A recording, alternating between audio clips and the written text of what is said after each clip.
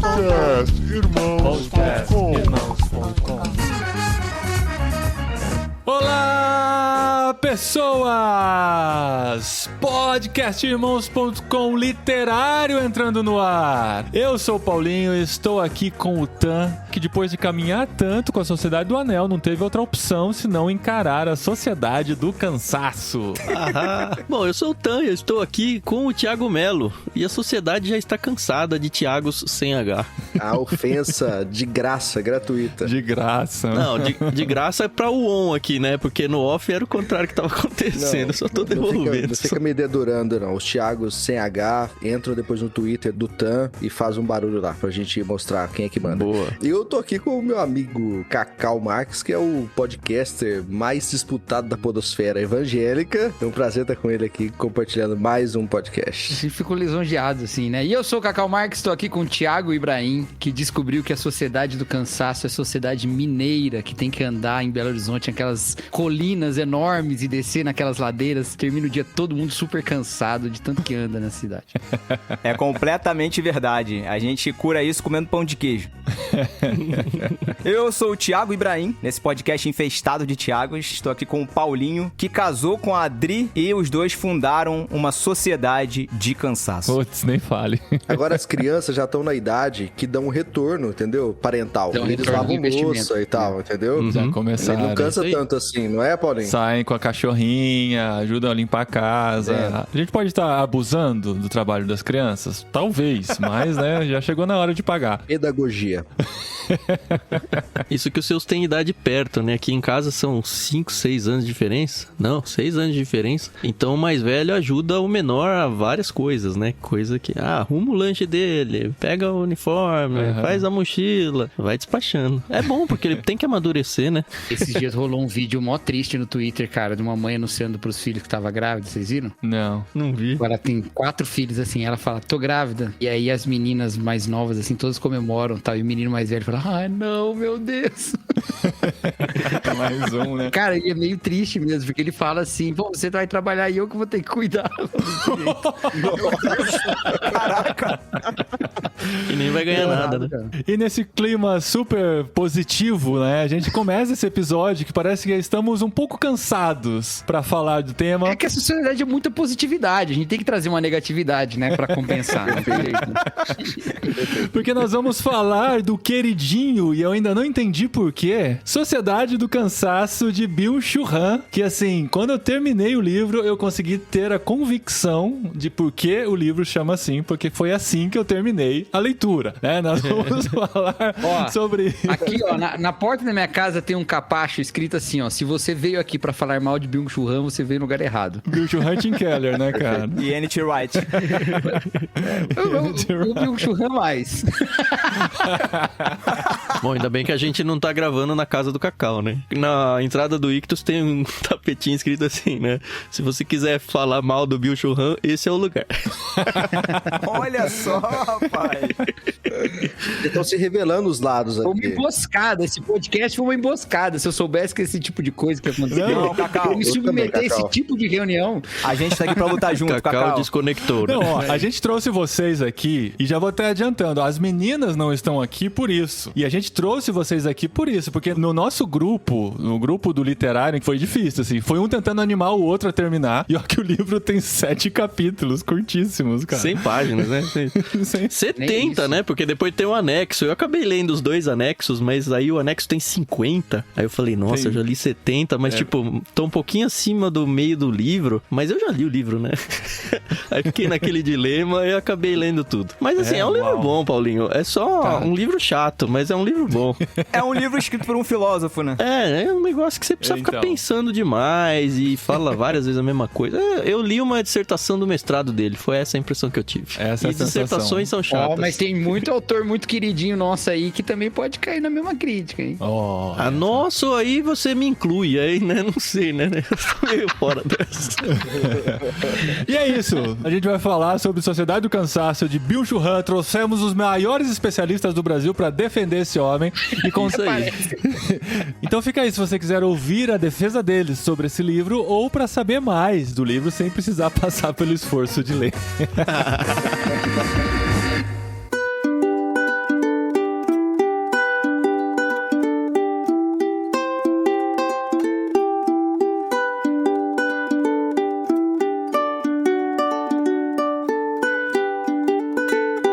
Bom, gente, é isso. Lemos esse livro. Eu queria faz tempo ler esse livro. Por quê? Porque Cacau já citou esse livro aqui no podcast. Thiago Melo já citou esse livro aqui no podcast, inclusive citando o Cacau, né? Quando a gente falou sobre o Severance, né? Que é a série, como que é em português mesmo? Ruptura, a série Ruptura em português, que inclusive, assim... Como é que é em espanhol? Não sei. Ruptura. Não lembro como que era. Mas eu queria muito ler esse livro por causa das referências e tal, e a gente tava lendo muita ficção, muita história, que é o que a gente mais gosta de ler, e a gente falou, vamos ler um ensaio, né? Como o Tan gosta de definir esse tipo de livro. Vamos ler um ensaio pra ver se a gente sai um pouquinho, limpa um pouquinho a cabeça da ficção pra poder voltar numa ficção no próximo mês. Então, aí eu lembrei desse livro. Tem muita gente comentando e tal, e já vi várias referências. É um livro curto, tem no Pilgrim, então assim, tudo contribuía pra gente escolher esse livro o mês passado. A gente terminou de anunciar que esse seria o livro do mês, eu fui ouvir um Braincast do ano passado, que eu tinha pulado, aí eu me deparei com o tema do Silent Quitting, eu lembrei que tinha um Braincast e tal, eu vou lá ouvir pra ver do que é, né, do que estão falando. E o Cris Dias vai citar o livro Sociedade do Cansaço, ele fala, Sociedade do Cansaço, que é um livro muito bom, mas chato pra caramba. Aí eu falei, nossa, onde eu fui me meter? Coitado, até agora o Byung-Chul só foi malhado. Pois é. Ele não liga, ele não faz parte dessa... E aí somou com toda a positividade, né, pra usar o termo principal do livro aí, toda a positividade do nosso grupo lá no Telegram do Literário, né? Mas, ó, eu acho que, eu não sei, Adri, a Carol, eu acho que ela leu, pelo menos leu boa parte do livro. A Adri leu o livro todo. Acho que é o que eu falei, né? O Paulinho resumiu bem, é um livro de leitura chata, mas não quer dizer que o assunto é desimportante, muito pelo contrário, acho que é muito importante. Eu tive uma impressão, até pra entrar um pouco, a gente vai falar bastante sobre o conteúdo, né? Mas de maneira mais ampla, assim, a impressão que eu tive foi, cara, é um assunto batido, ele vai falar mais do mesmo, só que eu me deparei várias vezes com situações, interagindo com outras pessoas, onde eu percebi que talvez fosse mais do mesmo só pra mim, sabe? E isso não quer dizer que eu seja intelectual nem nada, só quer dizer que eu sou velho. E outra coisa que eu percebi é que ele faz muito, né, ao longo do livro, essa comparação entre os tempos antigos, né, que eles chamam tempo de negatividade, o tempo imunológico, e que agora o mundo funciona de um outro jeito. E aí é um jeito da positividade, que acaba trazendo seus problemas, tipo burnout, a depressão, esse tipo de coisa que não existia. E eu percebi que talvez me cansou do assunto, porque eu vivi essa transição. Eu vivi já com mente, não só infantil, um mundo da negatividade, para usar o termo dele, e o da positividade. Só que eu percebi que muita gente que tá lendo, talvez tenha vivido só a segunda parte, e aí ele não consegue fazer muito bem por falta de referência de vida mesmo. Às vezes até a interpretação do autor, ou a transição, ou entender o que de fato é viver no mundo da negatividade. Então o autor fica o tempo todo tentando convencer que, olha, lá tinha algumas coisas importantes que a gente precisa resgatar, e pra mim isso parecia mais carne de vaca, assim, sabe? Mas pras pessoas de hoje talvez não seja, então torna o livro muito mais importante do que realmente eu achava que é. Faz sentido pra vocês? Será que essa sensação que eu tive também, de parecer que ele tá falando umas coisas que a gente já tem pensado muito, deve ser ao fato de que o livro foi escrito em 2010, e se a gente se colocar em 2010, a gente talvez não tivesse o que a gente tem na mente hoje, discutido nesses últimos 13 anos de experiência, e de como a sociedade discutiu esse tema nos últimos 13 anos. Nos últimos 3 anos, né? Porque assim, se você for parar pra pensar, nos primeiros capítulos ele fala até sobre a questão, não sei o que, as bactérias e os vírus antigamente provocavam não sei o que lá, aí chega 2020, já resolvemos. a gente tem, já resolvemos esse problema, aí chega 2020 tem uma pandemia e o mundo para. Sem contar que a referência de rede social dele é o Facebook, não, né? Aí não dá, é né? bem isso, calma aí, vamos lá, não, tem muita coisa pra gente falar aqui já, desde o começo. Eu não tô falando mal dele não, eu só tô contextualizando, só isso, por favor, eu gostei muito do livro. Não, o livro é ótimo, realmente, o autor é ótimo, mas deixa eu já começar aqui a discussão. Podia começar com uma nota biográfica, né? Isso, eu gosto de contar a história dele. O Cacau, a gente se encontrou há pouco tempo atrás, né? Cacau foi dar uma aula lá no seminário sobre isso, então acho que ele poderia falar sobre essa biografia dele. Não, você já estudou pra isso, você nasceu pra isso. É pra ver se você tava bem na aula, prestou atenção, né? Não, mas ele é o professor, ele me convidou só pra... Então o Byung-Chul Han, ele é um autor coreano, a história de vida dele é um pouco confusa, porque ele não tem rede social nem nada disso, né? Ele saiu, né, disso tudo. Se você quiser entender por quê, leia No Enxame, que é um outro livro dele muito bom, e talvez soe mais agradável. Não sei. Mas assim, ele era um jovem coreano formado em engenharia, que queria estudar literatura, mas os pais não queriam. Aí, ele inventou que ia pra Alemanha pra fazer uma pós-graduação em engenharia, avisou pros pais e foi pra Alemanha, na verdade, pra tentar estudar literatura. Só que aí ele descobriu que ele não tinha alemão suficiente pra isso. E ele só tinha alemão suficiente pra ler uma página de Heidegger por dia. O que já é muito impressionante, na minha opinião, mas tudo bem.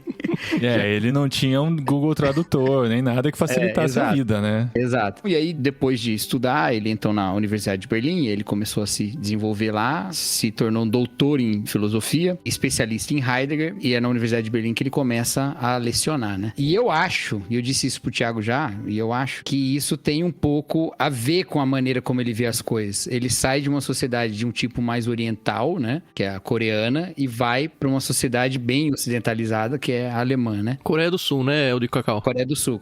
E eu digo isso porque, num texto mais recente dele, quando ele fala da pandemia, ele faz uma comparação entre como a pandemia seria tratada pelos países, ainda estava no início, mas como ela seria tratada nos países da Ásia e como seria tratada nos países do Ocidente. E ele dizia que acabava que algumas noções de disciplina na Ásia ajudariam as pessoas a se submeterem a certas medidas mais autoritárias, sabe? Ele escreveu, inclusive, em resposta ao Zizek, porque o Zizek tinha toda uma visão de que era uma oportunidade para repensar a sociedade e tal. E ele falou, cara, ninguém vai repensar nada. As pessoas só querem sobreviver.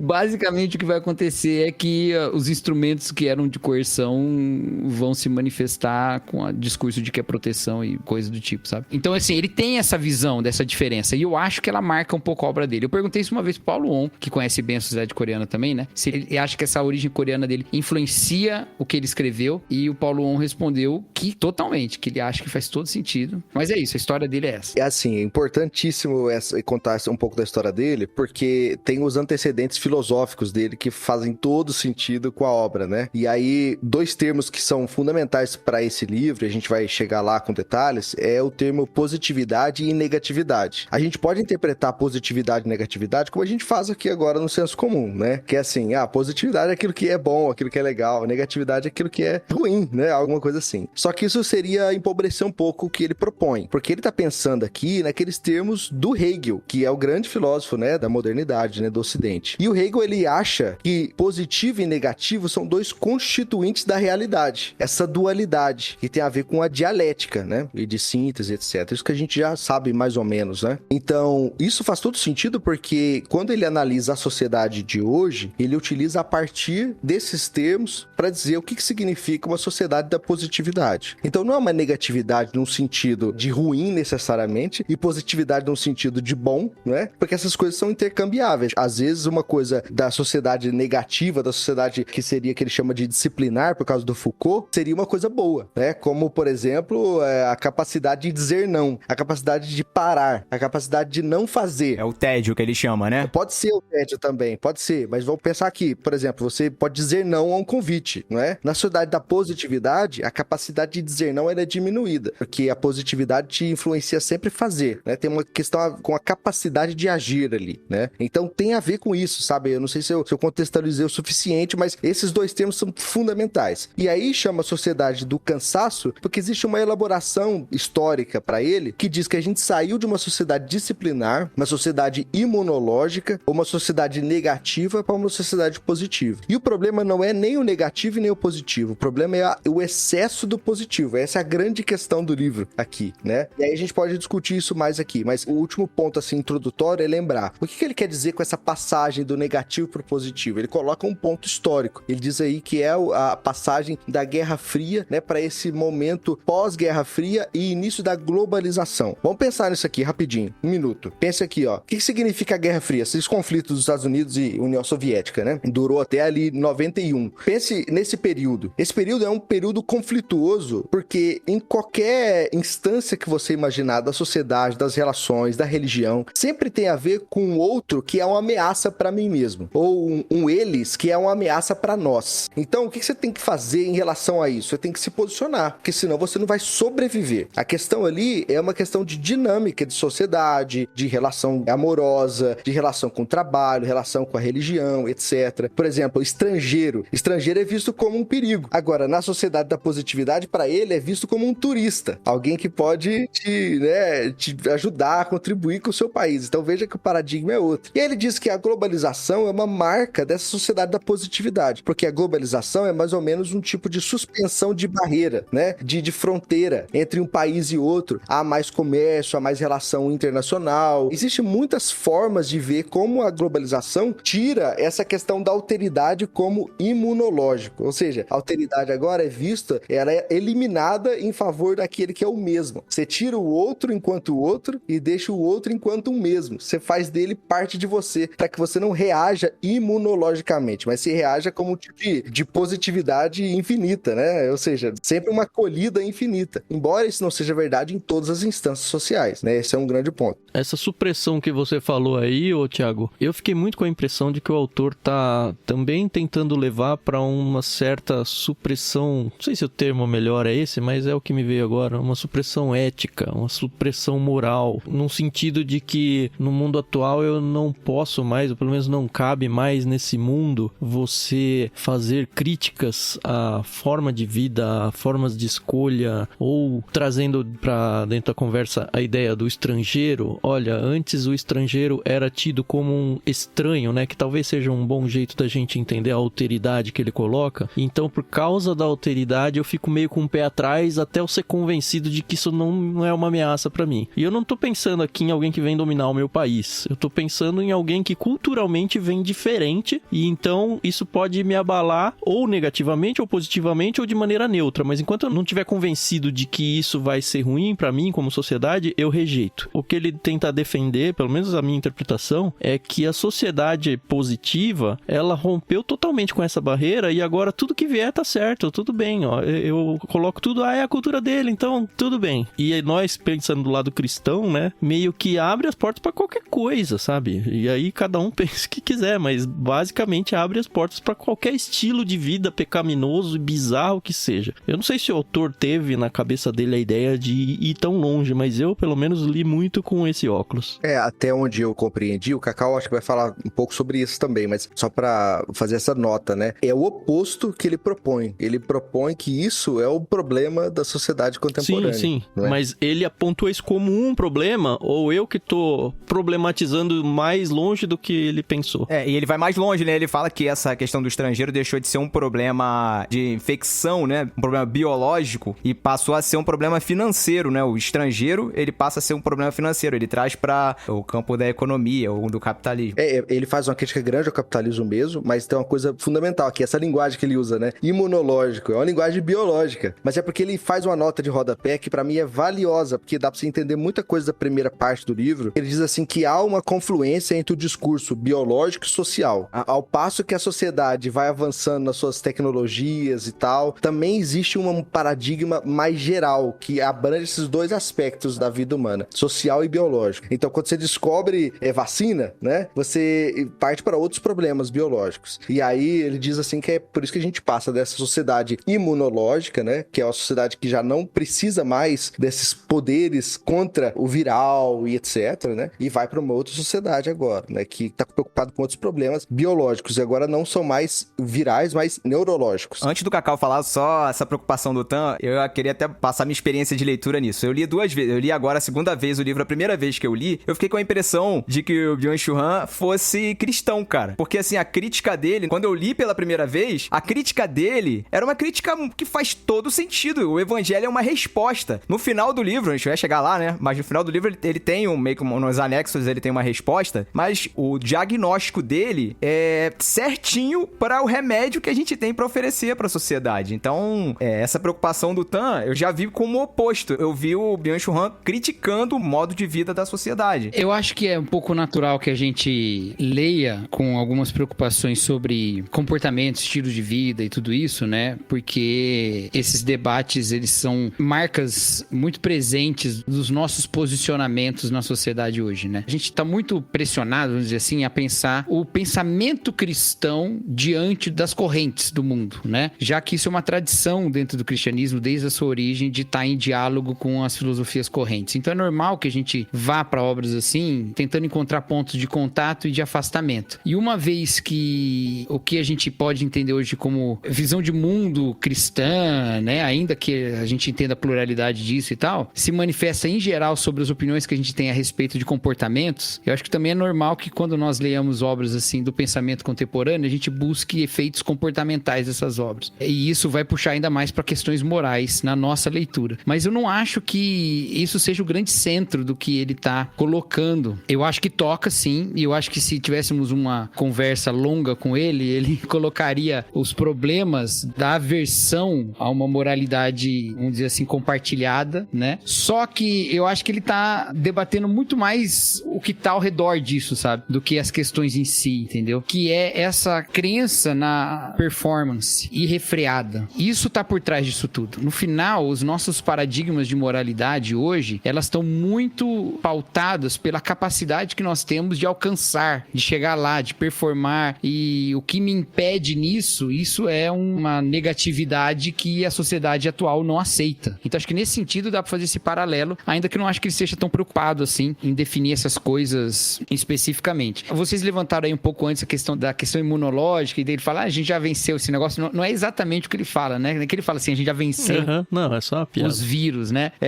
Ele diz que apesar de um medo presente de uma pandemia gripal, não são essas as grandes doenças do nosso tempo. E isso se manifesta até na pandemia recente também. Se você pensar bem, apesar de ser um vírus que se alastrou pelo mundo inteiro e causou efeitos sociais no mundo todo, os nossos grandes debates estavam sobre saúde mental, todo mundo falando sobre liberdade individual, entendeu? Os debates rodaram muito essa questão de liberdade individual, ou seja, mesmo em face da realidade imunológica, o nosso paradigma ainda é de performance, o nosso paradigma ainda é de positividade, entendeu? Isso é uma questão muito interessante da gente pensar. E o Thiago levantou o ponto histórico que ele usa, né? Que é a questão da queda do Muro de Berlim, como um marco histórico do fim da Guerra Fria. E esse paralelo biológico que ele faz entre sociedade, a maneira como as coisas se manifestam, mas a gente precisa ter na cabeça que, basicamente, ele está falando de uma visão de uma sociedade liberal presente, que é uma sociedade que não comporta mais uma mera revolta.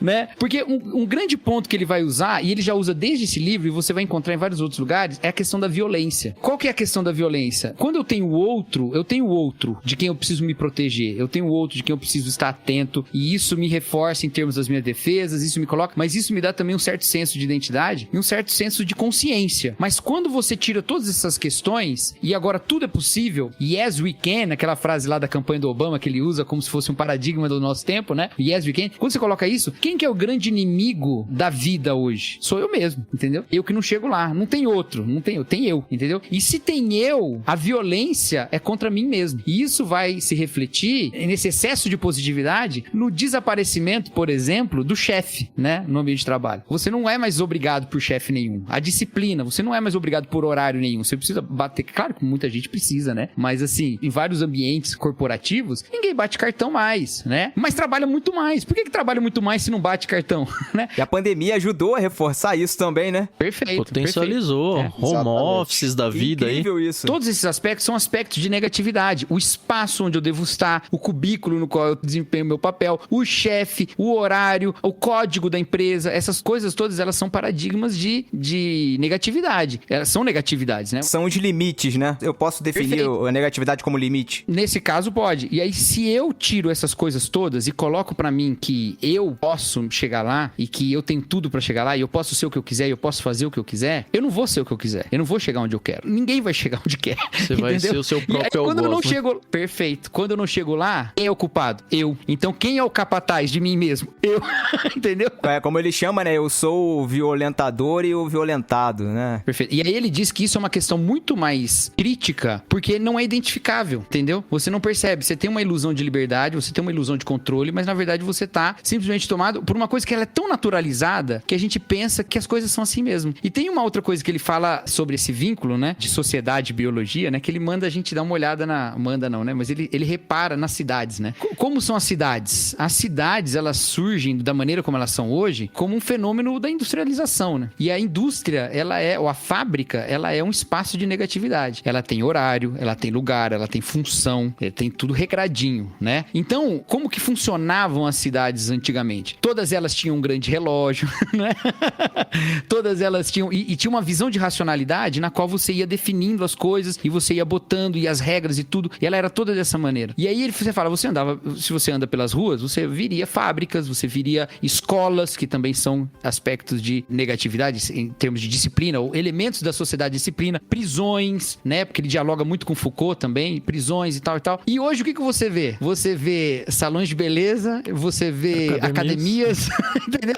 As próprias empresas em seus prédios, elas não definem muito bem o que é espaço de trabalho, o que é espaço de descanso e tudo mais. E tem uma questão muito louca, eu tô lendo um outro livro aqui, e tem uma questão muito louca que a gente pode chamar de arquitetura pós-moderna, né? Que é um pouco essa tentativa de ser invisível, né? Então, a empresa tá ali naquele prédio todo espelhado, mas ele reflete o céu da metade pra cima e o chão da metade pra baixo, quase como se ele tivesse invisibilizado, né? Quase como se você não enxergasse ele. Então, assim, a gente tá aqui, mas assim, a gente não tá fazendo nada, tá você, entendeu? E eu não tô dizendo que são empresas ruins, nada disso, eu tô só dizendo assim, que a ideia é quase como se tudo isso fosse naturalizado. É um zeitgeist, né? Como se eu pudesse chegar em qualquer lugar, e isso não comporta o outro, como o Thiago já colocou, né? E aí o Thiago estuda isso pra caramba lá no doutorado dele, né, Thiago? A questão da alteridade, né? Isso não dá, porque o outro acaba se tornando um empecilho dessa minha positividade, e acaba que não devo ter violência contra ele, porque eu não sou um negativo contra ele, e ele também não contra mim, mas a gente se volta contra a gente mesmo, a gente acaba todo mundo ficando pasteurizado, né? Que é um termo que ele não usa, que eu tô usando agora.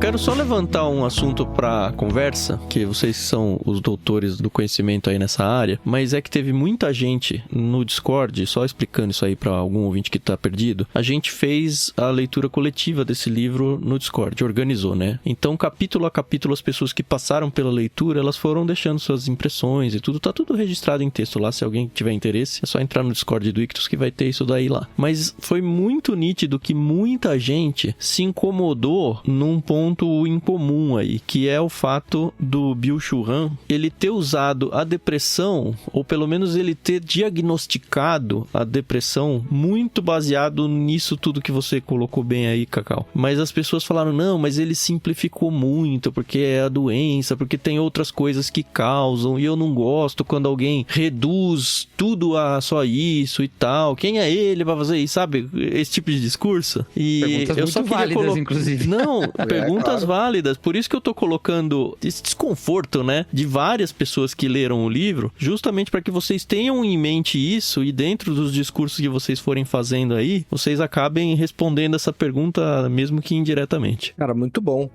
é muito válido, acho que todo mundo que lê fica com essa pulga atrás da orelha, né, porque assim, ele é um filósofo, ele não é um psicólogo, né, ele não é um neurologista, né, não é nada do tipo, né, é neurologista que trata disso? Psiquiatra. Sim, mas é o que estuda neurociência, né? É isso que eu quis dizer, que trata dessas questões também, né? Bom, ele não é isso, ele é um filósofo, não é? Então, enquanto filósofo, ele faz o papel dele para descobrir as possíveis causas dentro do sistema filosófico dele para essas questões patológicas. Então, dentro do recorte, do método, do conhecimento que ele tem, né? Do saber que ele carrega, faz todo sentido. Mas eu não senti que ele tava numa ideia de exaustão, assim, no sentido que, cara, é só isso que leva à depressão, né? Com certeza. Eu acho que ele joga uma vez essa ideia, ele fala que é nessa mudança das sociedades é que surge a depressão, né? Como se, assim, simplesmente a gente pode ler dessa maneira, né? Por causa disso é gerada a depressão, né? Mas ele só joga isso uma vez, assim, ele nem fica defendendo exaustivamente essa tese, né? Ele só coloca, é aí que surge a depressão. E isso incomodou muita gente. Mas agora pensando nessa ideia de que o cara é um filósofo, ele tá tentando buscar os argumentos para o que ele está defendendo, né? Eu acho que é mais uma questão de diagnóstico de sociedade do que uma questão de diagnóstico individual. A gente não pode ler esse livro individualmente, a gente tem que ler esse livro pensando no coletivo, né? Pensando na maneira como a gente pensa e como a gente é influenciado a pensar hoje. Eu acho que ele fez um trabalho incrível, cara, de diagnosticar isso, sabe? A tese dele é muito, na minha opinião, faz todo sentido. E assim, aí ele trata com mais detalhes dessa questão das patologias em outras obras também, sabe? Ele vai tratando disso. Essa questão da positividade e negatividade e patologias está presente em quase todas as obras que eu li dele. Eu devo ter lido umas 7, 8, alguma coisa assim. Só que tem 20 tantas já publicadas aqui no Brasil. Então eu tô longe ainda de chegar a finalizá-las. Mas eu sei que ele trata bastante disso. Vamos chegar lá, Tiago. Vamos chegar lá. Vamos chegar. Vamos fazer uma corrida. E quando acabar as que estão em português, vai pras em alemão, né, cara? Eu quero ler Infocracia. Infocracia é bom, hein? Bom, aí só pra fazer essa memória aqui, né? Então, assim, ele não tá dando, como o Thiago falou, né? Um dos Thiagos, falou, o Ibrahim. De que fácil. Nós estamos vendo nesse livro um diagnóstico geral da sociedade e por um recorte filosófico. Mas, se você observar isso em diálogo com a psicologia, também vai ter muitas razões de ser. Ele cita, por exemplo, borderline, ele cita TDAH, ele cita depressão, burnout. Ele cita burnout, né? Exatamente. Então, são patologias que fazem sentido. Em inglês, o título é Burnout Society, né? Exatamente. Olha aí. Deve ser não isso em alemão também. Não, em alemão, pelo que eu traduzi aqui, é a Sociedade da Fadiga mesmo. Que é um pouco mais chaves, assim. E aqui em português a gente quis evitar a fadiga, né? Antes Jaiminho. Aqui evita a fadiga. Mas assim, tem uma coisa que eu acho que é importante a gente entender, que é assim, ele não tá em nenhum momento tentando se colocar no lugar de um médico ou coisa do tipo. Não tá tentando dar diagnósticos individuais, porque tem nem como, né? Quem vai ler esse livro não deve ler achando que vai entender, porque eu estou em depressão. Isso não tem nada a ver. Mas, esse livro nos ajuda num sentido de entender como os discursos sobre saúde mental se desenvolvem, mais até do que entender as razões das ocorrências em si. Então, por exemplo, ele diz assim, olha, na sociedade da performance, a disciplina só existe por causa da performance. Então, para que existe a disciplina? Ela não existe mais como negatividade que ela era antes, ela existe como serva da performance. Então, a gente só vai submeter alguém a alguma disciplina que leve a performar mais. Então, a performance é a palavra final. A mesma coisa acontece quando a gente fala de saúde mental, muitas vezes, que a gente encara muito as razões psicológicas e as razões emocionais e as razões fisiológicas e até químicas da depressão, né? Mas existe uma necessidade de nós também debatermos as razões sociais da depressão, que não são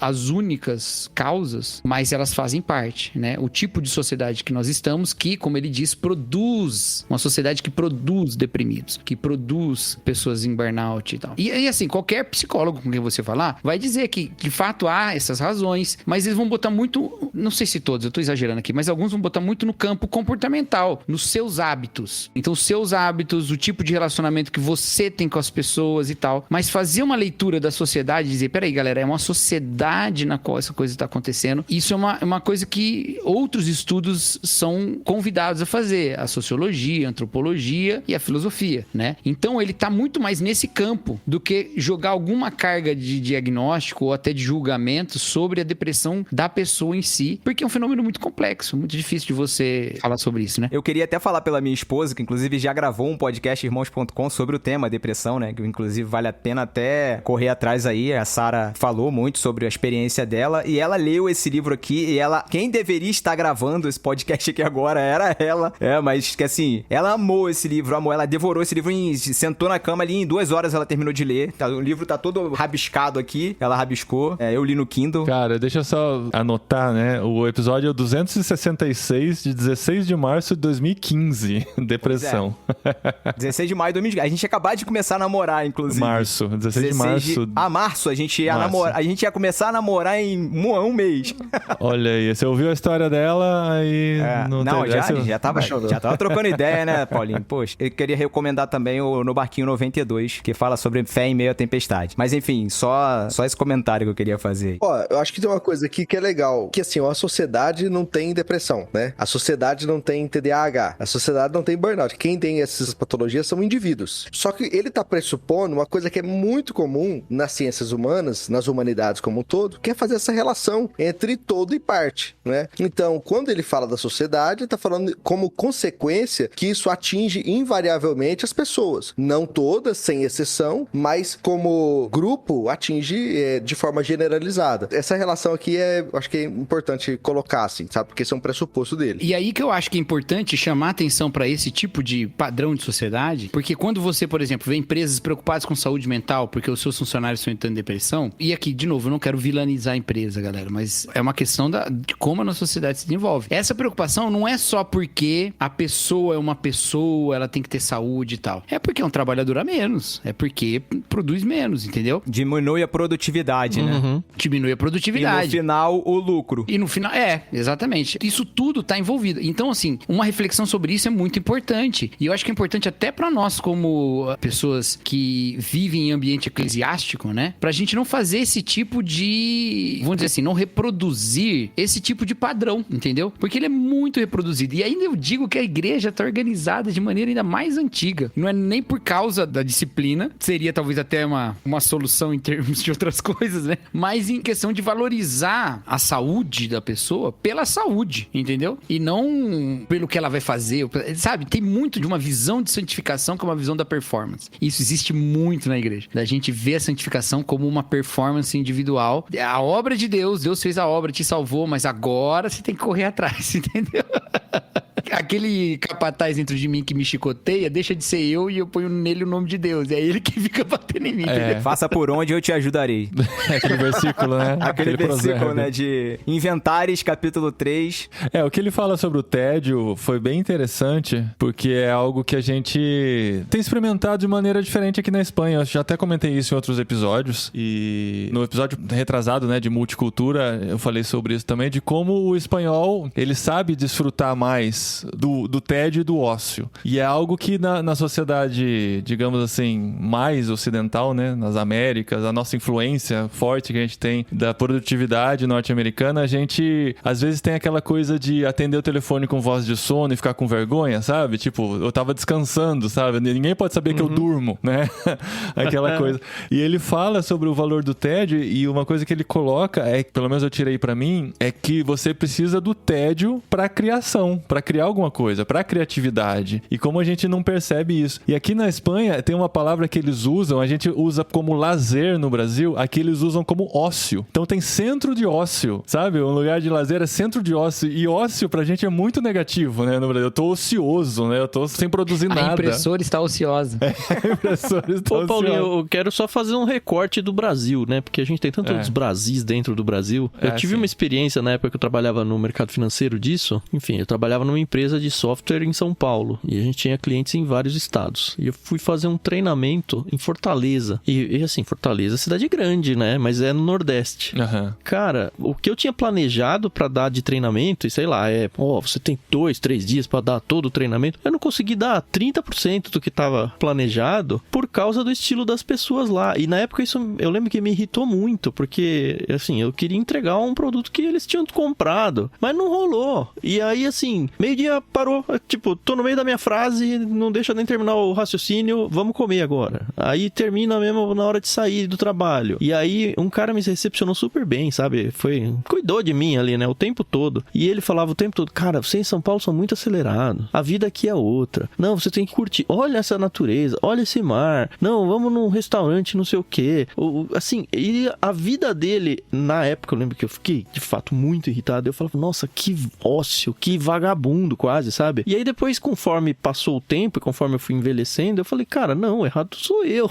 Ele não, sabe? A vida dele tá muito mais leve. E pra você ver como a gente é criado com esse preconceito, né? Quantas piadas não tem com baianos, né? Com nordestinos, por causa, né, do jeito mais contemplativo de vida que eles têm, né? Porque Exato. A gente em São Paulo, cara, é aquele desespero, é a pressa da produtividade, do trânsito, de não posso perder tempo com nada, né? Eu gostei muito de um dos anexos, eu acho que é o segundo, eu não tenho certeza mais, onde ele fala sobre a festa. É o segundo mesmo. Tempo de celebração. Isso aí me pegou. A festa numa época sem celebração. E aí a defesa, a tese que ele tenta defender aqui é, olha, uma festa, uma celebração, você não convida o relógio, né? É um momento onde o momento não tem valor. Aqui em São Paulo a gente vai fazer festa infantil e conta os horários, porque o buffet vai fechar em 4 horas, sabe? E não, numa festa é a hora que você vai tornar o mais próximo possível... O que tá submetido à negatividade é a celebração.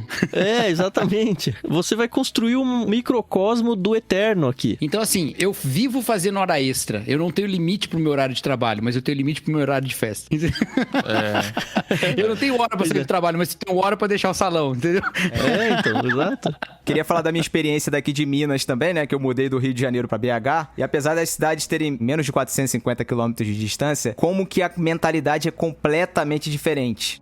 completamente diferente. Isso que você nem tá no interior, né? É, exatamente. E São Paulo é pior do que o Rio, porque paulista olha pra carioca e acha que 5 horas da tarde, o carioca tá saindo do trabalho, vai em casa, bota a sunga e vai pra praia, que é o que o paulista costuma achar, né? Não faz isso. Mas, aí, tá vendo? Eu também achei que era.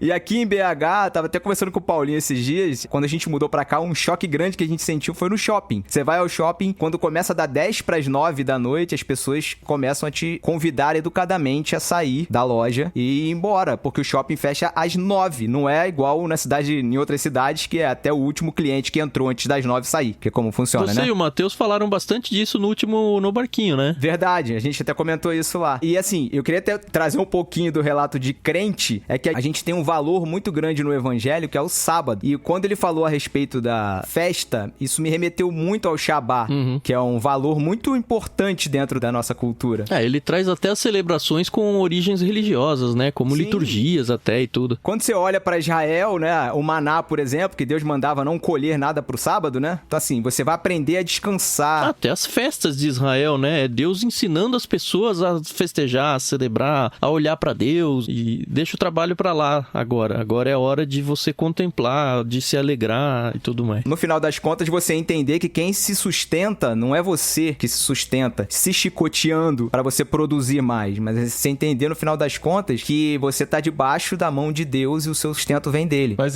voltando naquilo, né, que a gente tinha mencionado no começo, né? Esse é um conteúdo muito legal, abre muitos olhos, mas não é nada que a gente também não tenha conversado sobre isso já algumas vezes, né? Tipo, a gente já falou aqui sobre Liturgia do Ordinário, já falou sobre o livro da Vanessa Belmonte, o livro O que é uma Família, da Edith Schaefer. Todas as mulheres, no caso, né? Falando sobre isso. São coisas que a gente tem pensado. Então, quando a gente vê um livro que foi escrito antes, né? Do que a gente pensou sobre isso, a gente fala, essas são coisas que a gente já refletiu ultimamente, né? Mas ele fala de um jeito diferente, ele usa umas palavras, né? Ele chama outros filósofos pra conversa e tal, que dá uma enriquecida, né? A questão é assim, de novo, né? É fácil a gente ler e pensar na gente, pensar nas nossas condições de cansaço e nas nossas práticas e como as nossas visões de positividade e, de fato, essas narrativas que a gente toma pra gente mesmo, assim, não, eu vou chegar lá, eu vou e tal, isso depende de mim, sei que lá. Mas ele tá querendo uma discussão mais ampla a respeito da sociedade mesmo, tá? E isso envolve reflexões sobre a maneira como a gente aceitou caminhar com as coisas, entendeu? Então, a treta dele, e nos outros livros você também vai ver isso, né? É com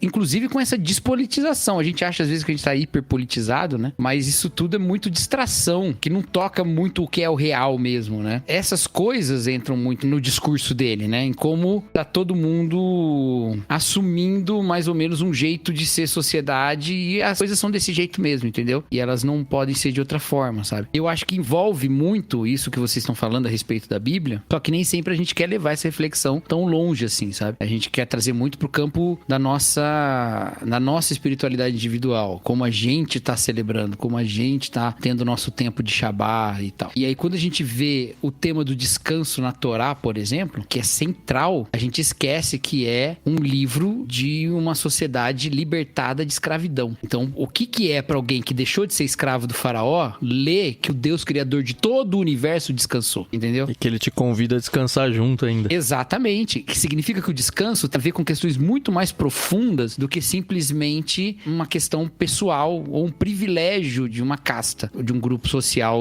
de elite. Aí, se a gente traz essa reflexão pra nós, e aí a gente pensa nessa questão da celebração e da festa e do culto como celebração, a gente começa, eu acho, né? Que a gente começa a cruzar algumas coisas importantes da filosofia dele, né? Como do descanso e da alteridade. Nesse sábado, eu vou dar uma palavra sobre isso no BTD, mas vocês vão estar ouvindo isso depois. E a minha palavra vai ser centrada na ideia de que o descanso de Deus é o testemunho original da transcendência. Porque todos os politeísmos antigos, os deuses estão atrelados aos fenômenos da natureza. Então tem o deus do vento, tem o deus do sol, tem o deus do rio Nilo, tem o deus do... né? Ou outros fenômenos, não necessariamente da natureza, mas outros aspectos. E todos eles estão atrelados a alguma função. E aí, se o deus do sol resolve descansar, o sol não nasce. Se o deus do rio Nilo resolve descansar, não tem cheia, né? O deus da chuva não chove, tá? Só que aí Deus descansa e toda a natureza continua andando. Tudo acontece normal, tem um dia igual aos outros. O que isso significa? Não é que Deus não está envolvido nos processos, porque a Bíblia fala que ele sustenta todas as coisas pela sua palavra, mas ali se estabelece uma transcendência de Deus. Deus não é nenhuma das outras coisas. Deus não pode ser confundido com nada da natureza, porque ele não é nada da natureza. Como é que eu sei? Porque quando ele descansou, as coisas continuaram acontecendo. Ele não é o Deus da árvore, porque quando ele descansou, a árvore não morreu, ela continuou lá. Ele não é o Deus do vento, porque o vento continuou soprando quando ele estava descansando. Ele é um Deus que é separado dessas coisas. As coisas são as coisas e Deus é Deus. Por que então esse sétimo dia aparece lá nos 10 mandamentos, né? Chega lá nos 10 mandamentos, tá lá. Lembra do dia de sábado para o santificar, porque no sétimo dia o Senhor descansou. E é esse convite que o Tan falou de Deus para que nós encaremos a transcendência dele, entendeu? Para não confundi-lo com nenhuma outra coisa. Porque Deus é glorificado no seu trabalho? Com certeza. Mas se você trabalhar e nunca lembrar que Deus é outra coisa além do seu trabalho, Deus vai virar seu trabalho, entendeu? Deus é glorificado na sua paternidade? Claro, mas se você não tiver um tempo de olhar para Deus como Deus, tá simplesmente, não, a minha religião é a minha família, a sua família vai se tornar seu Deus. Então, esse tempo é o chamado, talvez seja a voz de Deus, né, como Moisés diante do faraó, deixa o meu povo me adorar. A adoração é essa quebra da escravidão, e na verdade ela é mesmo, porque quando se torna adorador, aquele povo deixa de ser escravo, né? Não deixa de trabalhar, eles continuam trabalhando, mas deixa de ser escravo. Isso é uma coisa que eu acho que é importante, essas duas coisas elas se misturam. Essa ideia da alteridade, que a gente não tá acostumado a lidar, e que a gente tá numa época de pouca, ele fala, né, de baixa alteridade. Ô Cacau, faz um parênteses aí, explica pra gente o que é alteridade. Foi um termo que eu tive que ir pra dicionário, e eu, assim, eu não sei se eu captei na essência, e imagino que muita gente tá perdida aí também. O Thiago vai explicar, aquele que tá estudando isso. Vai, Thiago. Simples, alteridade é tudo aquilo que tem característica, qualidade ou natureza de outro. Então, a alteridade se opõe à identidade. Enquanto a identidade é aquilo que é do próprio, aquilo que é do mesmo, a alteridade é aquilo que é do outro, né? Aquilo que é outro, que tem qualidade de ser outro. Então, basicamente isso. Tem outra palavra em português que é outridade, mas a gente não usa muito, né? A gente não usa nem a alteridade, quanto mais outridade. Mas outridade talvez também comunique essa coisa, né? Alteridade a gente até usa. Outridade fica ruim, porque às vezes fala assim, quando eu era de outra idade, eu fazia assim. Mas... Ou confunde com autoridade, né, cara? Autoridade, alteridade. Ainda mais se foi em Portugal, né? Não tem vogais. Autoridade. Mas assim, a minha dúvida é se pelo menos no livro aqui do Han, vou falar assim que é mais fácil. O Han. Mais íntimo, né? Intimidade e Tan. Que rima com Tan, inclusive. Han e Tan. Não, intimidade seria chamar ele de Byung, que é o primeiro nome, né? Bora, Byung! Ai, meu Deus.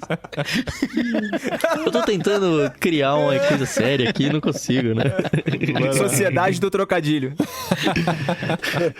Mas dentro do uso que o Byung-Chul Han faz aqui no livro, quando ele pensa no alteridade, eu tive a impressão de que ele pesou um pouco mais no sentido de estranheza, no diferente de mim, sabe? Não só o fato de estar fora de mim, de não ser a identidade, né? Mas de causar um certo desconforto. Ou eu tô viajando e a alteridade não... Faz sentido, sim. Agora, só uma coisa importante, né? Ele diz assim que a alteridade, ela dá lugar à diferença. E essas são duas coisas distintas, né? Porque no lugar da alteridade, que é aquilo que é outro, existe a diferença. Nós podemos ser o mesmo, nós podemos ser o nós, mas dentro de nós há diferença, mas não necessariamente a alteridade. Porque a alteridade, ela tem uma relação de oposição mesmo, sabe? Pela própria etimologia. Enquanto a diferença não necessariamente, sabe? A diferença não causa imunologia, né? Ela não causa essa reação imunológica. A diferença, ela pode ser tolerada. Um exemplo bem biológico que dá também é comparar essa questão do vírus com a questão da gordura. A gordura é uma causa de morte muito grande, o colesterol, mas ele não é outro, ele é nós, né? Ele é diferente porque você identifica ele, mas ele é nós. E você não tem vacina contra a gordura, que entopem as nossas veias, né? Então você não tem imunidade contra a gordura, né? Porque ela é uma coisa que é sua, né? Ele faz essa referência biológica também. Mas assim, nesse sentido, veja, Deus é uma alteridade absoluta. E aí, pra puxar de um teólogo que eu amo, que é o Karl Barth, né? Deus é totalmente outro, né? E é curioso que o Byung-Chul Han tem um outro livro que chama A Agonia do Eros, em que ele vai falar sobre o amor e tal, em que ele fala do amor só possível numa relação com o totalmente outro. Ele usa essa expressão que o Karl Barth não inventou, ele pegou do Rudolf Otto, né? Curioso que ele ficou totalmente outro. O Rudolf Otto. Eu sempre acho engraçado isso. Pegou de outro teólogo? Totalmente outro, né? né? E aí você tem Deus como essa manifestação de alteridade. Quando o homem tenta romper com isso e tenta ele ser Deus, qual que é uma das consequências dele? Você vai ter com sofrimento o fruto do seu trabalho, né? Então, ele cai. Então, assim, esse rompimento de uma certa negatividade, que era o não coma da árvore, e que estabelecia uma alteridade, Deus é Deus, você é você, foi rompido por uma positividade da serpente, dizendo, coma, que você está como Deus, entendeu? Você vai romper ao mesmo tempo a alteridade e vai romper a negatividade. A gente inclui isso, como eu falei, nossa própria teologia, nossa própria maneira de guiar a igreja. Chega as pessoas no culto e fala assim, você veio fazer o que aqui essa noite? A melhor resposta é, eu não vim fazer nada, eu vim aqui porque Deus já fez. Eu não vim fazer nada. Já tá feito. Né? Mas a gente sempre tem essa ideia, aquela ideia de criticar o crente do banco, sabe? Eu não tô aqui fazendo apologia de que você não faça nada, não. Mas que você não coloque sua identidade, a sua espiritualidade baseada nas coisas que você faz. São baseadas nas coisas que Deus fez. Ele fez pra você poder descansar nele, entendeu? No final das contas, a conversão não deixa de ser você se render, né? Você se entregar e dizer, eu não consigo. Olha só como alteridade e cansaço se juntam na Bíblia. A falta de alteridade impede uma relação. Se você não é outro, não tem relação com você. Você sou eu mesmo. E é o que acontece em rede social. Rede social não tem alteridade, né? Ele, no Enxame, ele fala que as redes sociais, elas não formam comunidade, elas não formam massa. Elas são um coletivo de individualidades. Então, que elas são como um enxame. Um enxame, ele é identificável. Você vê um enxame. Mas ele é disforme, barulhento e instável. E é isso que essas redes sociais são. Elas são disformes, barulhentas e instáveis. Nas redes sociais, todo mundo exacerbera suas individualidades e procura quem bate com elas, entendeu? E se não bateu, procura o outro. Isso não é comunidade, isso não é massa. E isso não é relação. Olha só, quando Jesus vai falar para cansados e sobrecarregados, ele não fala assim, olha, vocês que são cansados e sobrecarregados, tirem férias, descansem, peguem a família, vão pra praia. Ele fala, vinde a mim. Ele convida uma relação. Significa que, se o cansaço de fato é uma questão muito mais existencial do que meramente fisiológica, e tá fazendo parte de uma maneira como a gente se vê como sociedade, e a gente tá inculcando todas essas coisas, esse comportamento, e tá existindo desse jeito, de se exigir o tempo todo até se desgastar, a solução é o reconhecimento de uma relação com uma alteridade que é com Deus. E isso vai me abrir para uma relação com outras alteridades, que são as outras pessoas, identificando-as como pessoas também, e não como mera massa, mero enxame no qual eu convivo, né? Então, isso, eu acho que tem um paralelo muito forte com a Bíblia, muito forte com a igreja, sabe? Com os nossos ritos, com as nossas celebrações, com as nossas liturgias. Todas essas coisas são marcações de tempo, são marcações de alteridade, são limitações, negatividades em relação a toda essa nossa ousadia de achar que a gente pode tudo. Mas uma coisa que eu achei interessante é que o autor, ele não dá uma solução. Ele é filósofo, cara. Você acha que ele vai dar solução? Não, eu sei. Mano? Ele vai levantar os problemas. Aqui? Ele fala assim, ó, eu quero ver o poeirão, e levanta o poeirão. Então. De uma maneira maior, ele fala, olha, nós vivíamos numa sociedade que era escrava do trabalho, disso, daquilo. Negatividade. Agora, a sociedade continua escrava. Ela só mudou o foco da escravidão. Agora, a escravidão é a mim mesmo. E graças a Deus que a gente conversa isso com cristãos, que a gente consegue enxergar essa alteridade de Deus e enxergar principalmente a resposta para a sociedade. Mas o autor não chega lá, né? Eu não imagino o que é ler esse livro sem ter a resposta de Cristo, sabe? Sem ter a cosmovisão cristã para acalmar a nossa mente, acalmar e tirar a ansiedade, porque a impressão que dá se você não tem essa resposta é que você termina desesperado. Aí sim, depressivo esse livro, né? Joga a Sociedade do Cansaço no Twitter, na busca do Twitter, e leia o que as pessoas dizem ali. É exatamente isso. É o retrato do desespero das pessoas que acabaram de ler o livro sem ter uma resposta que lhes dê uma saída para aquele problema que foi apresentado para elas. A impressão que dá é que a sociedade falou, encontramos uma liberdade, fugimos da escravidão. Não, você continua escravo. Fim do livro. É isso mesmo, é o desespero. Mas Jesus é tudo de bom, né? Por isso que a gente gosta dele, né? Tem uma questão aqui que é importante aqui, que a gente falou sobre alteridade e tal, né? Eu não posso deixar esse episódio acabar sem eu falar um pouco sobre isso, né? Porque assim, o Byung-Chul Han, ele usa esse totalmente outro, né, Cacau? Não só do ponto de vista teológico, ele também tem uma relação teológica, eu tenho certeza, mas do ponto de vista antropológico, das nossas relações enquanto seres humanos. E ele faz referência direta a um outro filósofo chamado Emanuel Levinas, né? Que era um filósofo lituano, se não me falha a memória, que trabalhou alteridade como ninguém, assim. Ele é o maior filósofo que trabalhou exaustivamente esse tema da alteridade. E ele considera, isso aqui é muito interessante e tem a ver com o que o Tan estava falando e que o Cacau estava falando também. Ele considera que todo ser humano é um totalmente outro. Porque se a gente for parar para pensar, você não é só um ser humano diferente de mim. Você carrega um um universo de possibilidades, de sentidos, né? De experiências, de memórias que transformam você num ser humano único. Não só isso, não só que você seja único e que você tenha uma identidade imutável, mas que você é único a cada momento, porque você está sempre numa mutação, não numa mutação instantânea, não como se amanhã eu fosse totalmente diferente de hoje, mas eu estou numa mudança gradativa, de modo que eu posso olhar para trás de um certo período e dizer, olha, como eu pensava assim, como eu era assim, ou seja, eu sou realmente outro, num sentido muito radical. E ele diz lá que, o Levinas diz que nós somos infinitamente outros,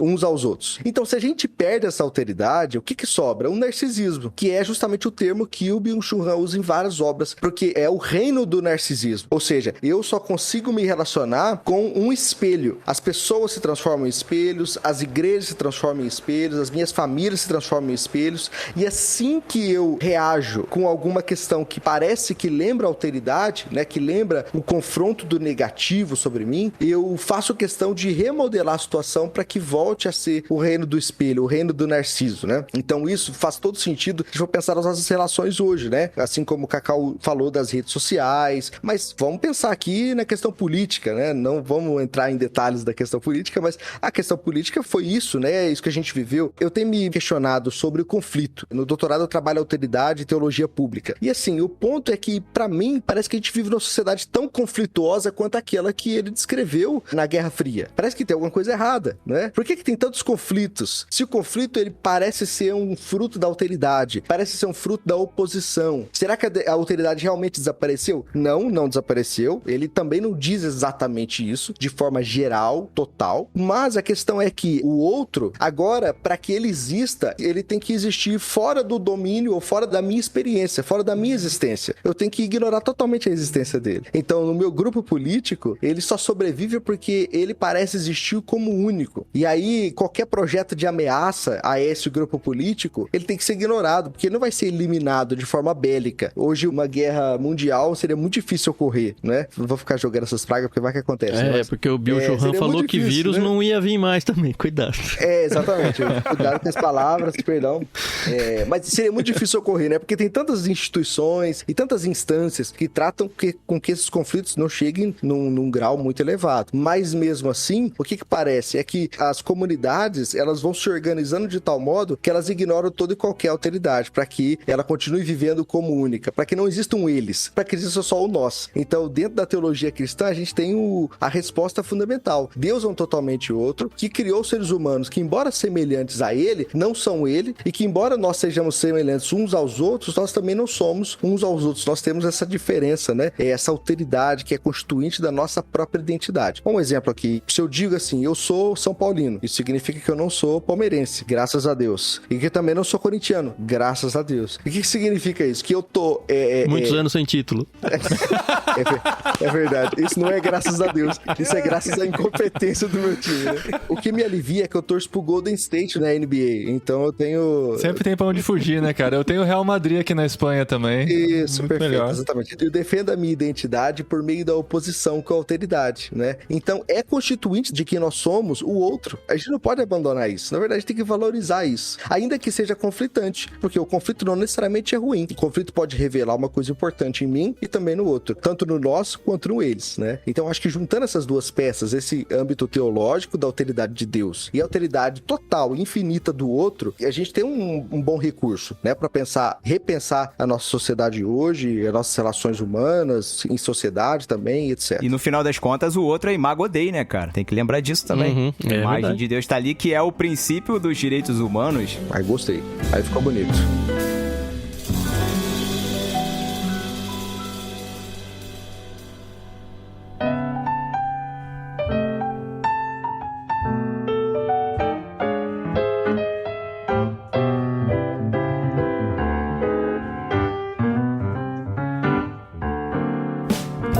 bom, gente. Ó, eu sei que vocês teriam coisa pra falar. Acho que a tarde toda tem muita coisa sobre esse livrinho curto pra conversar, mas a gente sempre diz que o literário tem muito a ver com a nossa experiência de leitura. E eu queria ver de vocês, o Thiago falou que a Sara devorou esse livro. A minha experiência foi pesada, foi difícil, sabe? Foi um livro, assim, é uma feijoada, sabe? É uma comida pesada, assim, não é um fast food. Mas é porque a Sara também, ela é meio fora da curva. A Sara é meio, sabe, enfim, ela é filósofo demais, entendeu? Então. Enfim, ela tá acostumada com esse tipo de coisa aqui. Eu não fiz uma faculdade que exigisse esse tipo de leitura, então não é uma leitura que eu busco naturalmente, assim. Vocês, o Thiago Melo e o Cacau, vocês, eu sei. Eu já participei de conversas com vocês, assim, a conversa é em outro patamar, né? Em outro nível, assim. Você fica tentando pescar uma coisa ou outra daquela conversa. Fica só balançando a cabeça, né?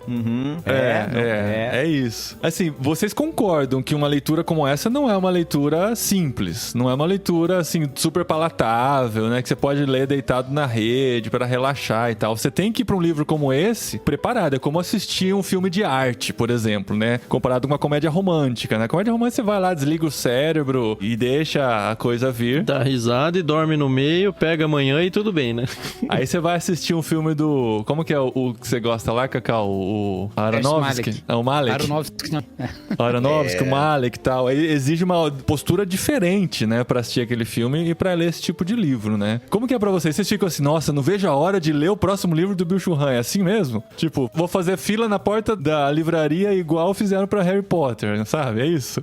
Eu fico ansioso para ler o outro, mas deixa eu só falar uma coisa rápida aqui. Esse livro, ele é o antídoto pro que ele aponta de problema, né? Porque se por um lado a sociedade ela é da positividade, ela tem essa necessidade de deixar fluir e ter cada vez mais desempenho, ler um livro desse aqui exige pausa, exige uma respiração, exige uma atenção. Lembra que ele fala sobre atenção no livro também? Quem leu tá ligado, né? E exige reler várias vezes as mesmas frases, né? Exige uma palavra que ele usa lá, reflexão, no sentido forte da palavra, refletir. Então exige isso, ou seja, é um antídoto pro próprio problema que ele tá dizendo ali, né? Eu acho que vale a pena a leitura só por causa disso.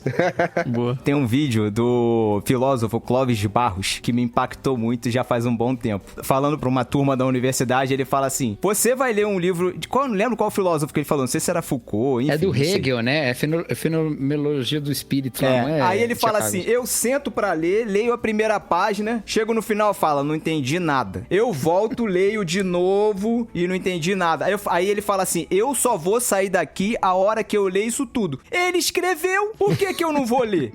Então, a minha filosofia de vida é essa. Mais difícil é escrever do que ler, né? Exatamente. Então, ele teve que organizar pra escrever, né? Se bem que há quem diga que é o contrário, né? Há quem diga que o mais difícil é ler.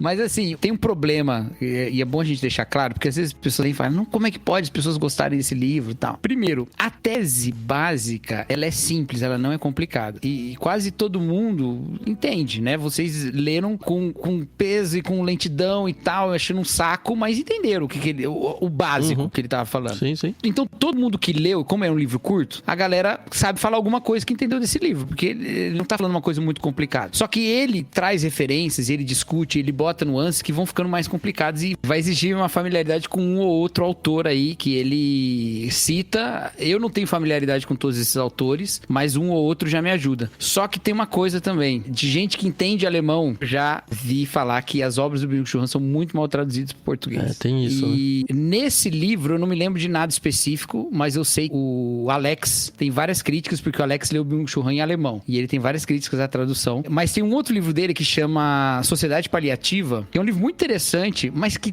chegou uma hora que eu falei, essa frase simplesmente não faz sentido. Ela simplesmente não faz sentido. Que era a pele de ganso, não sei o que lá. Do nada apareceu a pele de ganso. E não tava no contexto nenhum, não tinha nada com aquilo. Não tinha nada a ver, ele não tinha citado ganso nenhum até então e nem pele. Aí eu peguei e mandei uma mensagem pro Marcelo Nakassi, que é o cara que me indicou o Byung-Chul Han pra ler primeiro, e ele já leu muito mais Byung-Chul Han que eu. Aí eu mandei uma mensagem pra ele, e o Byung-Chul Han tava citando algum autor, que eu não me lembro quem que é agora, que eu sabia que o Nakassi tinha estudado no mestrado. Aí eu mandei, cara, esse autor fala alguma coisa sobre isso, pele de ganso, sei lá. Pele de ganso? Aí o Nakassi começou a procurar também, não sabia o quê. Nisso eu mandei uma mensagem pro Alex. O Alex, pele de ganso? O que tem a ver? Alemão tem alguma coisa a ver? Bom, resumindo, a expressão significava o arrepio. Goosebumps. Goosebumps. Verdade. É pele, os negocinhos porque quando você tira a pena do ganso, fica... Então por isso chama goosebumps em inglês, e em alemão também chama a mesma coisa. Só que em alemão, que é outra palavra que eu não sei o que é. Só que nem o tradutor entendeu o que era isso. Não, o tradutor alemão, velho. Não, ele entendeu. Pele de ganso. Cacau, agora você imagina a profundidade de Le Byung-Chul Han em coreano. Não, mas as obras são... Mas ele escreve em alemão. São escritas em alemão, tá? As obras são escritas em alemão. Eu sei, eu tô brincando. Não, deixa eu deixar claro, porque a galera não sabe às vezes. Mas assim, tem essa questão também. Então, lê devagar, fica, né? Se você tem acesso a ler em outra língua, talvez ajude. Eu não sei se foi melhor traduzido em outras línguas e tal. Mas já vi bastante gente falando uma da tradução pro português. O que eu não entendi é existir uma edição de resumo. Então, toma cuidado, eu entendo perfeitamente. Tá. Não.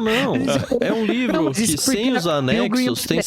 Não, mas tem na Amazon. Se você... Assim, o livro mesmo, sem os anexos, tem 70 páginas, sei lá. Se você vai comprar, e é muito fácil você comprar errado se você não prestar atenção. Você compra a versão resumida. E, de verdade, assim, pensando editorialmente mesmo, não sei por que fizeram isso, sabe? Não que alguém não pudesse ter feito um resumo. É que se fosse um livro de 500 páginas, né? Então. Alô, editora Vozes. Toma cuidado, tô falando até aí, pra avisar, né? Alertar as pessoas que, de repente, me interessei, vou ler esse livro. Quando você for comprar, toma cuidado pra você não comprar o resumo. Agora, assim, da minha experiência de leitura, eu li esse livro em algumas horas, assim, e gostei muito. Depois eu já li mais algumas vezes, não sei quantas vezes eu já li ele. E o lance é o seguinte, você vai lendo e aí você vai discutindo com você mesmo, entendeu?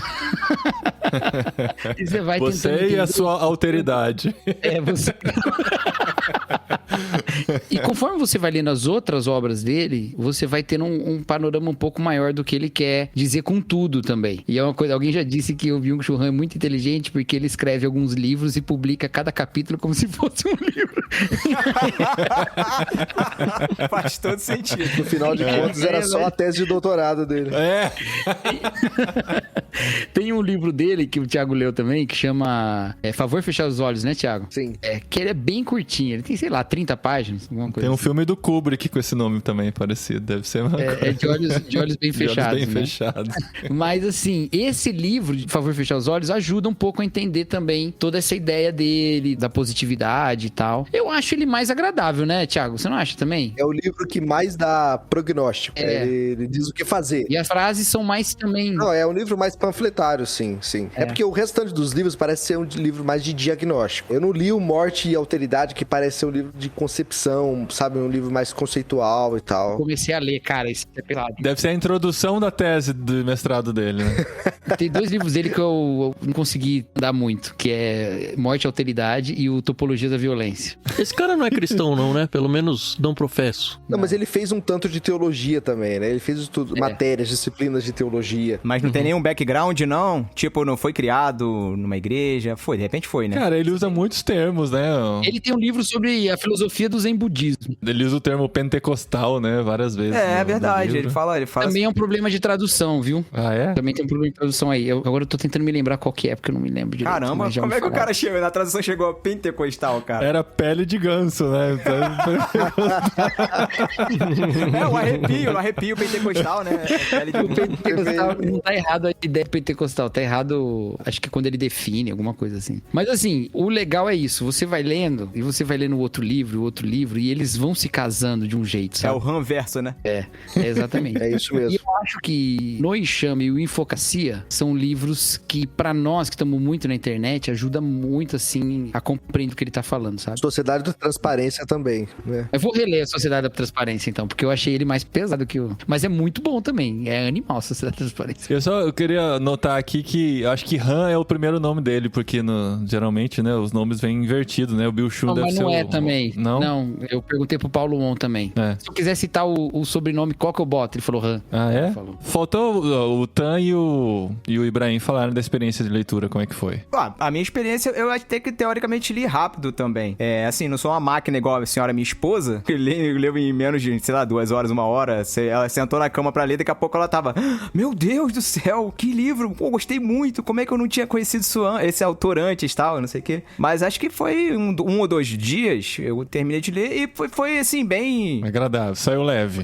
Foi bem agradável e me acrescentou bastante. me trouxe bastante reflexões também. A minha leitura foi, sei lá, uns 10 dias de leitura. Eu fui muito reticente no começo. Muito por causa... Não tem nada a ver com o autor, nem nada. É só pelo estilo literário mesmo. Não é o meu estilo literário favorito. Mas eu entendo que tem alguns livros e autores, né? Principalmente quando chegam super recomendados e tal, que a gente tem que abrir a sessão e sair um pouco da zona de conforto do que a gente curte ler, pra gente dar uma esticada nas pernas, sabe? Alongar um pouco os músculos literários, às vezes até espirituais, dependendo do livro. E nesse contexto foi um livro bom, assim. Ele ainda pisa muito no mais do mesmo do que eu já imaginava. Eu falei bastante disso no começo do episódio, mas não tem como dizer que ele não me faz pensar em coisas importantes. Claro que faz. E ele fez bem isso. Eu acho que, resumindo assim, foi uma experiência muito boa. Inclusive, pra quem não leu e ouviu esse episódio, eu recomendo sim que as pessoas façam a leitura. E não só recomendo que façam a leitura, mas não pelo jabá, mas até pela possibilidade de conversar com outras pessoas que também viveram essa experiência, mesmo que já tenham vivido. Elas deixaram isso registrado lá no nosso Discord. Então, se você for atrás desse livro aí pra ler, se dê de presente participar dos tópicos onde a gente fez as discussões capítulo a capítulo, para que você leia o Han assim em conjunto com as pessoas aqui, em vez de ler Han solo. Deu trabalho chegar nessa. Pra mim já deu. Excelente, Tá excelente, bom. excelente. Boa. E se você leu o livro e não assistiu a série Severance, que em espanhol se chama Separación, pesquisei aqui, ele tá bem conectado. Tem outra série pra indicar. Que é uma série muito boa. Só tem uma temporada na Netflix. Não sei se haverá segunda, porque o ator principal está envolvido em projetos muito grandes, apesar do nome do projeto, que é Homem-Formiga. Mas... que é a série Cara a Cara, o nome? Cara a Cara. Cara a Cara. Cara, eu vi isso lá no Netflix. Essa Fiquei série é com muito vontade. boa. E o lance é o seguinte, o Byung-Chul Han tem uma hora que ele fala assim, que chega uma hora que você começa a correr atrás do seu eu ideal. E o que antes era uma relação entre, que você podia identificar na psicanálise como entre ego e superego, agora é uma relação entre eu e o meu eu idealizado, que tá sempre diante de mim. E eu tô sempre correndo atrás dele. Eu tô sempre frustrado a respeito dele. Essa série, com o Paul Rudd, né, que é o Homem-Formiga, e ela é a ideia de uma clínica de aprimoramento pessoal. Você vai lá, eles fazem um procedimento em você, e você fica melhor em tudo. Você fica mais inteligente, fica mais habilidoso, fica mais criativo, fica melhor em tudo. Só que o que acontece? Ele não sabe o que eles fazem, só que a gente sabe. Eles criam um clone geneticamente melhorado e matam o original, entendeu? Uau, inserem no clone os pensamentos e o cara acha que é ele mesmo, só que melhorado. Nossa. Só que no caso do Paul Rudd, eles não conseguem matar o original. Então aí ele passa a viver... Cara a cara. Então ele chega na casa dele, tem ele e tem ele melhorado. Quem que a esposa dele vai querer? Entendeu? Então assim, que da é hora. ele convivendo com a versão dele mesmo melhor do que ele mesmo, sabe? Pô, já teve um filme assim do Schwarzenegger, não teve? É, só que o Schwarzenegger Sexto era Dia? só ele ressuscitado, né? Sexto Dia. Não tinha nenhuma mudança, era exatamente o clone dele, né? E esse tem essa questão dele estar o tempo todo competindo com ele mesmo. É muito, muito legal, cara. Muito legal mesmo. que legal, Uma pena cara. que não teve segunda temporada. Fica a dica aí pra ter cuidado com as clínicas de estética, né? Vai saber. Vai consertar o nariz, vai chegar em casa ter o nariz lá. Você vai fazer uma endoscopia, né? Quando você vê. Qual que é o nome mesmo, Cacau? Cara a cara. Cara a cara do Netflix. Apareceu várias vezes pra mim e eu não fui nela. Mas agora com a recomendação... Agora eu Não foi, Não fui com a perdi o cara. time dessa. Vamos anunciar o próximo livro do literário? Dri? Deixa eu chamar a Dri pra anunciar o próximo livro, né? Porque se eu falar, ninguém vai acreditar. Vai lá, Dri. Sotaque. O quê? O que a gente vai ler esse mês? A gente vai ler- Seguindo a mesma linha literária que a gente teve aqui no Segura meu Byung-Chul Han. microfone, então, por favor. Vai a gente lá. vai ler Vingardio Leviosa. Ah, não. Sério? Sabe o que aconteceu? A Dri ficou tão pistola de ler Byung-Chul Han que ela fez o Paulinho prometer que o próximo era Harry Potter. Sim. Antigamente, crente chamava isso aí, que é coisa do diabo, hein? É, mas Viu? é. Antigamente nada. No meu Facebook, semana passada já falaram: Ué, você não era crente? Você acha normal alguém ler Harry Potter? Você acha Cristão normal ler Harry a Potter? história do menino Semana bruxo? passada. Entra lá no meu Facebook pra me defender. Aí você fala assim, tem que saber das artimanhas do diabo. pra É, poder isso aí. É, pra poder se Exato. defender, Entra né? lá no meu Facebook e me defende. Do moço tá lá, viu? Eu deixei, fez questão. Chegou a hora, né, Dri? Chegou a hora, a gente vai começar a ler Harry Potter. seja, o cronograma de leitura vai ser acompanhado lá no Discord do Ictus. Sim, e a gente vai comentar capítulo por capítulo. E olha só, Paulinho vai ler, viu? Ele já falou assim. E vou ler pelo menos o primeiro. O primeiro eu garanto. Primeiro livro inteiro? Uau! Primeiro livro inteiro. A gente dá pra ler em 2 dias, Harry Potter, vai. Letras grandes.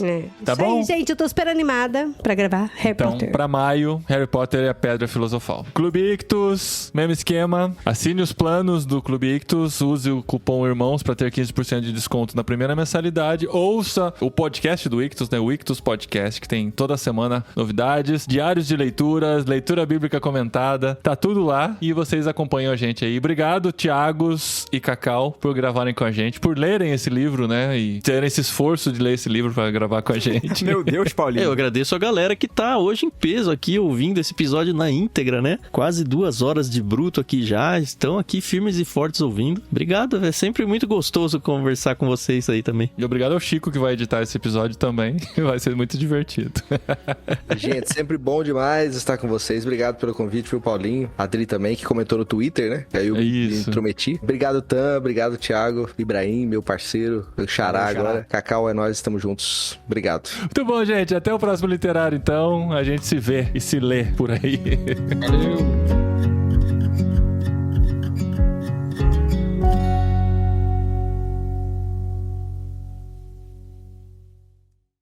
Criar um podcast aí só pra pessoas que não leram o livro, vai chamar Não Literário. Um grupo de pessoas que não leem o livro, mas que gostam de plantas, aí chama Não Literário. Só melhora, só melhora.